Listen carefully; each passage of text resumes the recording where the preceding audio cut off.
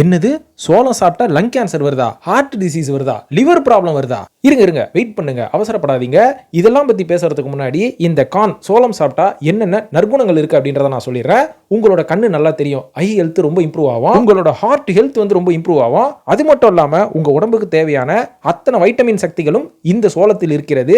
இதையும் தாண்டி ஃபைபர் ஏகப்பட்டது இருக்கிறனால உங்களோட பிளட் சுகரை ரெகுலேட் பண்ணி சுகர் ஸ்பைக்ஸை தடுக்கும். ஆனா பிரச்சனை எங்க இருக்கு அப்படின்ற மாதிரி கேட்டீங்கன்னா, சோளத்தை அளவுக்கு அதிகமா நீங்க உட்கொள்ளும் போது ஏகப்பட்ட பிரச்சனைகள் வரத்துக்கான வாய்ப்புகள் நிறைய இருக்கு அப்படின்ற மாதிரி ஒரு சில மெடிக்கல் வல்லுநர்கள் சொல்லியிருக்கிறாங்க.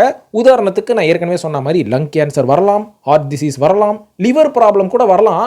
அளவுக்கு அதிகமா தினந்தோறும் இதை ஒரு பழக்கமா எடுத்து நீங்க உட்கொண்டால். ஆனா இதை எடுக்கிறது எப்படி குறைக்கலாம்னா, தினமும் நான் தான் சோளம் சாப்பிட மாட்டேனே, நான் எப்போ பீச்சுக்கு போகிறேன் சோளத்தை வாங்கி சாப்பிட போகிறேன் அப்படின்னு மட்டும் நீங்கள் நினச்சிடாதீங்க.